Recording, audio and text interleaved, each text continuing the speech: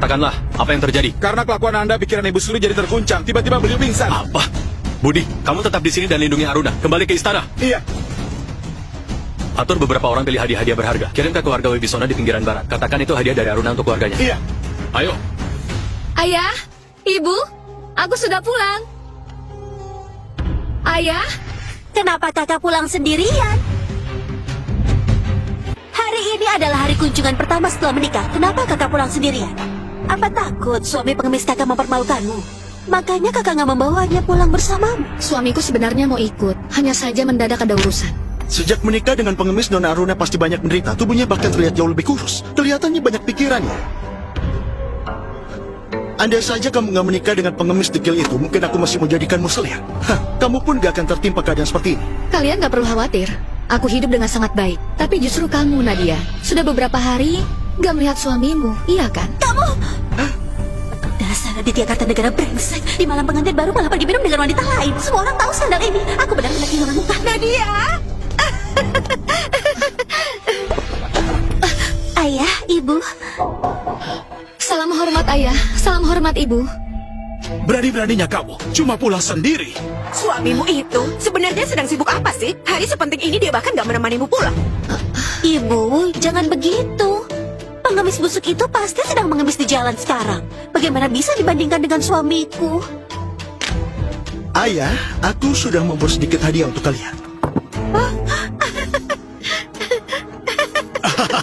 Suami Nadia memang sangat baik.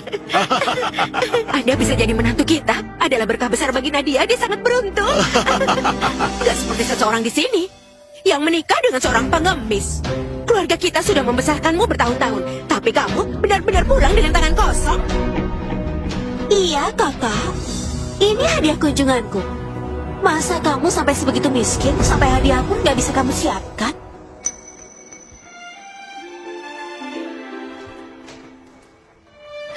Ayah, ibu, ini jimat yang aku sulam sendiri. Semoga ayah dan ibu selalu sehat dan bahagia. Pergi. Benar-benar nggak tahu malu. Kakak, ini hadiah yang kakak bawa apa-apaan ini? Cuma selembar kain jelek dengan sulap murahan. Kakak masih berani memberikannya, memalukan sekali. Memang pantas seorang wanita yang menikah dengan pengemis, hadiahnya pun sepadan dengan statusnya. Sudah. Dia sudah menikah dengan pengemis. Mana mungkin dia bisa membawa sesuatu yang berharga.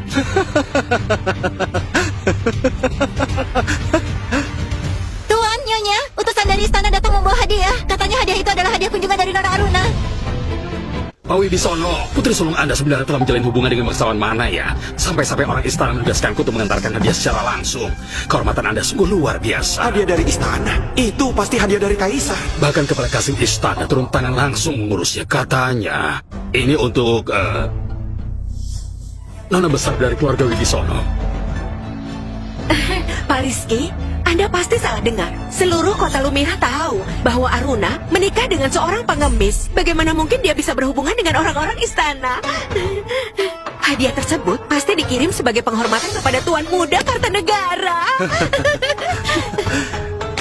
Benar. Di dunia ini, siapa yang gak mau menjalin hubungan baik dengan keluarga Kartanegara? Bahkan orang istana pun ikut turun tangan. Ayo mertua, silakan terima. Nadia sungguh menikah dengan suami yang hebat.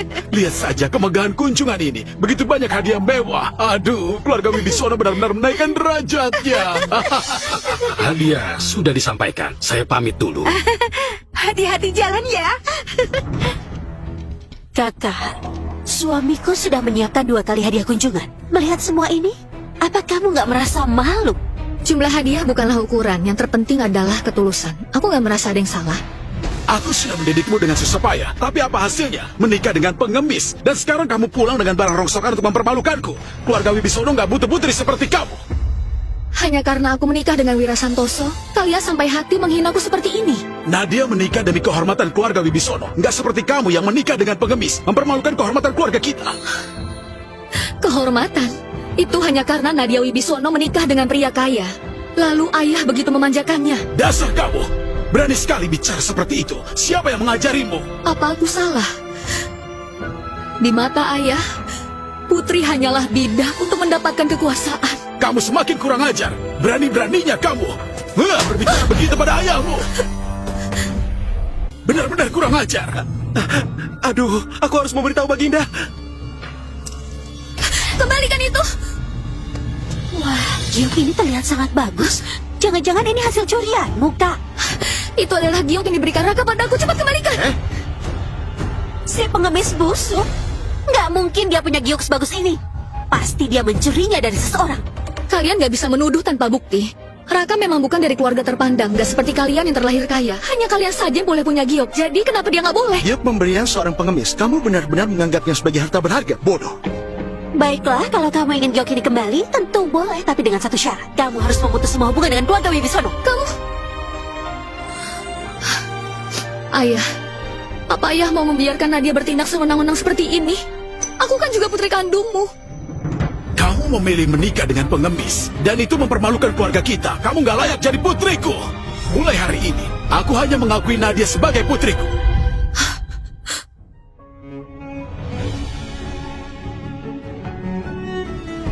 Aku hanya ingin hidup dengan seseorang yang tulus padaku.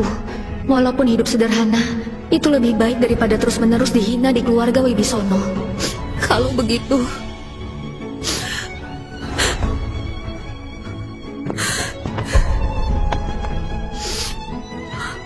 Aku, Aruna, memutus semua hubungan dengan keluarga Wibisono. Gak ada hubungan lagi.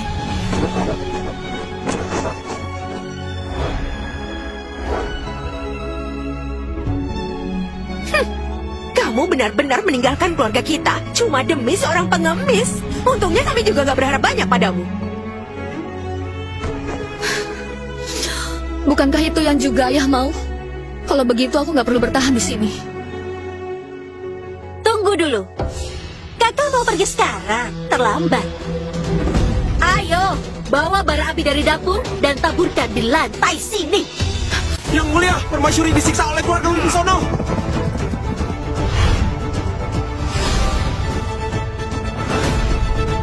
Tubuh dan nyawa ini berasal dari orang tua. Kalau ingin memutus hubungan, setidaknya harus membayar budi orang tua dulu. Benar sekali. Melihat keadaanmu sekarang, memintamu memberikan sesuatu yang berharga mungkin terlalu susah bagimu. Kalau begitu, kamu harus berjalan tanpa alas kaki melewati bara api ini. Bara ini begitu panas. Kalau aku berjalan melewatinya, aku pasti mati. Aku gak mau. Oh, kakak sepertinya gak mau giok ini lagi. Jangan lempar. Raka, dia satu-satunya orang yang tulus menyayangiku. Giok ini adalah warisan dari orang tuanya. Baik, aku gak akan izinkan cintanya dihina seperti ini. Aku akan jalan.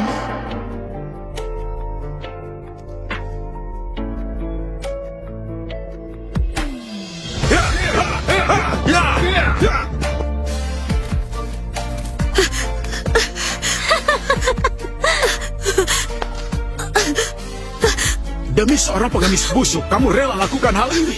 Benar-benar sudah gila. Hanya demi segiok rusak, Nona yang biasa hidup dalam kemewahan rela berjalan di atas bara.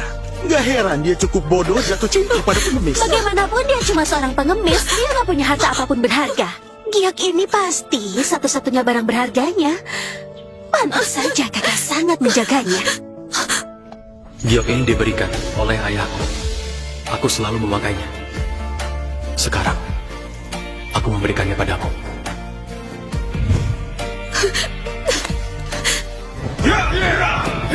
Aruna, tunggu aku. Raka, jangan khawatir. Aku pasti akan mengambil kembali Giok.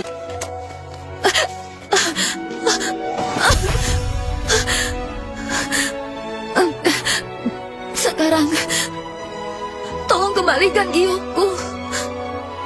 Mau ini? Merangkaklah ke sini dan ambillah. Asalkan kamu bisa merangkak ke sini, giok ini akan menjadi milikmu.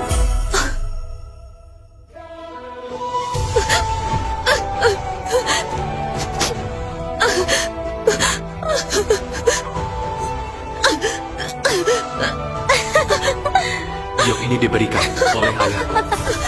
Aku selalu memakainya.